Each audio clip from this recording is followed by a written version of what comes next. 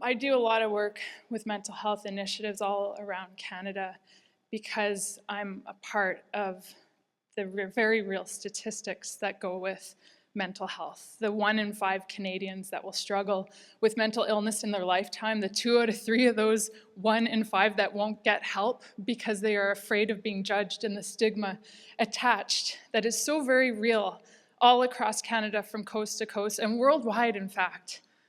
The fear of being judged, the fear of losing your job or your family, or losing yourself if you admit you're sick. The reality that addiction and mental health, as everybody here knows, you are living this reality. I know everybody in this room is connected because of your job, because of your role. The very real reality of how interconnected addiction and mental health are. I have personal experience with all of these things because I am one of the one. I have gone through depression and live with depression. I am one of the rest of the 4. I have family members, friends, coworkers, teammates, teachers, so many people in my life who struggle, who have struggled. And I'm somebody that cares. But I also wear a proud badge, and that is one of being a survivor. A survivor because I've gotten through, I've gotten by, and I finally realized that I couldn't do it alone. So these are all things I want to share, and I'm going to stop talking about statistics because anyone can stand up here and tell you about the statistics. And to begin my story, I have to go to the beginning, and that's 42 years ago in Winnipeg, Manitoba, my hometown, my hood, that you've probably seen a lot in the news in the last months, with all the problems and all the issues of the North End. I come from East Kildonan on the cusp of the North End. My dad lived in the North End for most of his latter part of his life. That is my area, that is my town, and those are my streets.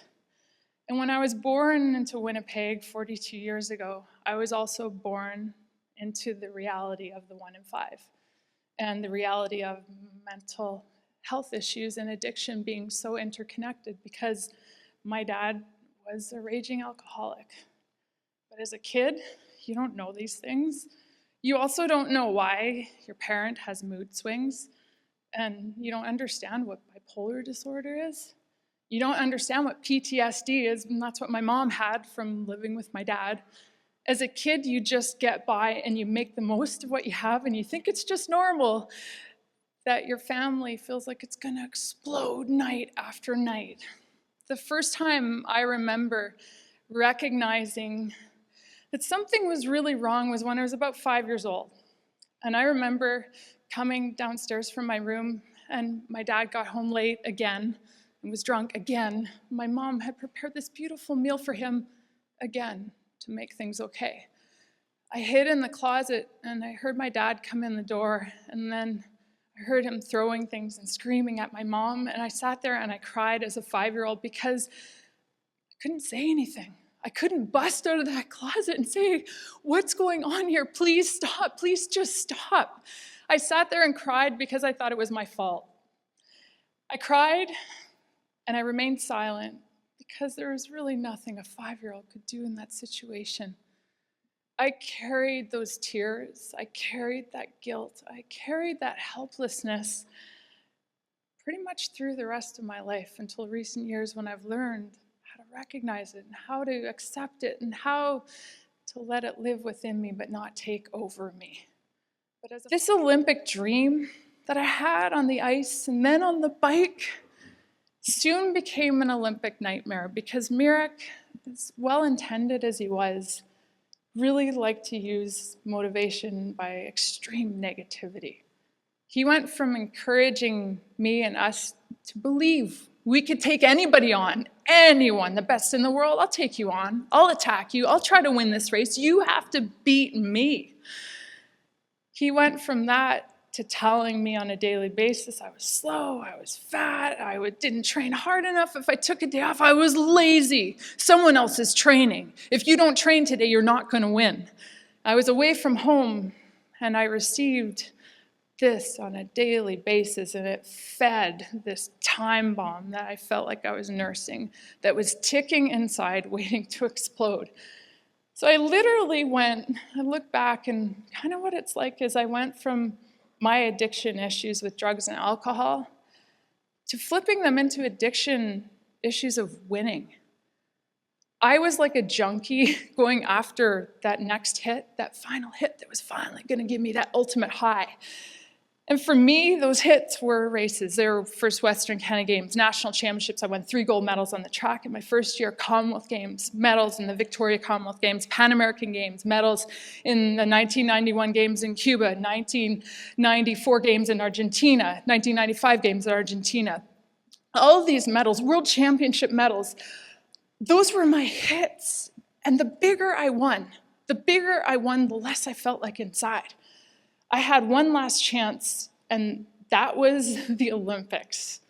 The Olympics. I made my first Olympic team in 1996. I knew I was on the team in 95 because I won a medal at the World Championships. I should have been motivated. I should have been proud. I should have been excited. I should have felt good because every athlete dreams of that. Unless you're a hockey player and you dream of the Stanley Cup, and congratulations, by the way, for the Canucks and the Jets. But at that time, I couldn't feel good about anything. As much as Mirek fed that void inside, he also, by telling me all these negative things, I developed a major eating disorder. I went to those Olympics barely eating, walking by trays and tables of food in the Olympic Village and feeling like I was strong because I am too strong to eat any of that food. Going into my races and thinking, okay, if this works out, I'm gonna feel good. It's gonna make it all worth it. All this negativity I'm getting from the outside and the inside that is just eating me alive is gonna make it worth it. An Olympic medal is gonna solve all my problems because it had nothing to do with me and nothing to do with what was inside. I went into my first race and I stood on the line and I remember feeling what I saw in Gaetan. I became Canada. I looked down, I was so nervous. I saw the maple leaf on my chest and I'm like, I am actually Canada today. I kind of feel like I have millions of people inside of me. I'm gonna try to win this race. In the rain, in the cold, with crashes happening left, right, and center. I came across the line 3 hours later with a bronze medal for Canada. First in women's cycling. First for Canada in those games. I had 11 days to wait to race one more time. Came home with another bronze medal. Second for Canada as a road cyclist, as a female. Last in our games. I came home to Hamilton where I was living with Mirek. People knew my name on the streets. I'd walk down, people would honk their horns and roll down their windows and say, "Go Canada, we saw you win for us." I'd go to Tim Hortons and someone would pay for my double-double and my sour cream glazed. It was kind of awesome. As much as people told me how great it was, and I was, that feeling inside was just growing. That void was expanding. And I had these Olympic medals at home in my hands. And I came to a point a couple months later where I couldn't even look at them anymore because they weren't me. I wasn't worthy of that, even though I knew I had earned them. I put them away in a drawer, and I thought I just have to, maybe win a gold medal next time? Maybe I have to leave sport, and maybe because it's the sport that's making me feel like this, or Mirek, maybe it's him? I was so confused. I literally went from being on top of the world in my sport, as an Olympian, as a Canadian, to being rock bottom and hitting rock bottom and being in a state of clinical depression that I was in complete denial of. Stood on the start line that last time, skated like it was so easy, skated faster than I ever have in my life. I finished and I could have kept going, but I couldn't have gone any faster. Ended up celebrating, even though I could have finished in 9th place at the time because there were still 8 skaters to go, celebrating like I won the Olympic gold medal and knowing I could look like a total jerk if I ended up in 9th. But I wanted people to see the joy. But it was also a very personal release that I finally had gotten to the point where I could feel joy, where I could feel good about what I did, that I could be proud of what I did. And that void that had grown so big had actually closed up with support, with love, and with a heck of a lot of work. I felt complete. And that was the personal celebration there, and it wasn't dependent on any medal. I learned after those games the value of sharing the struggle. It was on a roadshow with one of my sponsors, well after all those gold medals were won, the men's hockey team being the last. I was at the game, amazing moment. But it was after, the months after the games, when people would say, Clara, I recognized you when I saw your smile. Be in downtown Vancouver or in an airport somewhere. I recognized you as soon as you smiled. I had never talked about my struggle with depression. And I learned from Bell Canada, one of my sponsors in sport, that they were going to start putting all their charitable money into mental health. And I realized that this was actually my big chance. Here, right now, is my chance to realize my full potential. Realize that it's not just about sharing joy, it is about sharing struggle. It's about connecting people with the struggle, because so much of life is struggle and so very little of it is joy. I shared my story the first year of Bell Let's Talk, and I thought I'd share it once and then they'd get a new spokesperson because people would be sick of hearing from me. 5 years later, we're renewing the campaign for 5 more years now because it's working.